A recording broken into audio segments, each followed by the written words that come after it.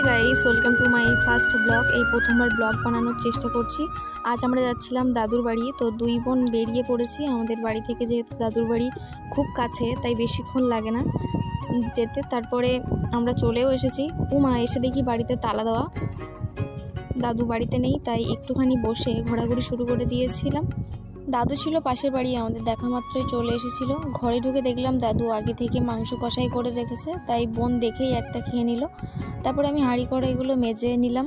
তারপরে আলু, পটল, পেঁয়াজ, লঙ্কা, রসুন, আদা কেটে নিলাম। তারপরে রান্নাটা বসিয়ে দিয়েছি। প্রথমে কড়াইতে তেল দিয়ে দিলাম, আলুটা ভেজে তুলে নিলাম, মাংসের আলু। তারপরে পটলটা ভেজে নিলাম। তারপরেই মাংসের জন্য মশলা কষিয়ে নিলাম। তারপরে যে আলুটা ভেজে রেখেছিলাম মাংসের জন্য, সেটা অল্প একটু ভাজা ছিল তাই আগে থেকে দিয়ে দিয়েছি। তারপরে এখানে কষানো মাংসটা দিয়ে একটুখানি কষিয়ে জল দিয়ে দিয়েছি, এখানে ফুটে উঠেছে। তারপরে দুই বোন খেতে বসে পড়েছি।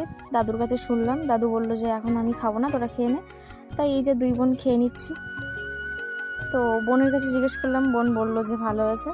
সত্যিই ভালো হয়েছে রান্নাটা। তো এখানে আমরা খাচ্ছি। যদি তোমাদের ভিডিওটা ভালো লাগে তাহলে লাইক কমেন্ট করো। যেহেতু প্রথমবার ভিডিও বানাচ্ছি, জানি না যে কীভাবে কী বানাতে হয়, তবুও বানানোর চেষ্টা করলাম। আশা করি ভিডিওটা ভালো লাগবে, তো তোমরা দেখতে থাকো।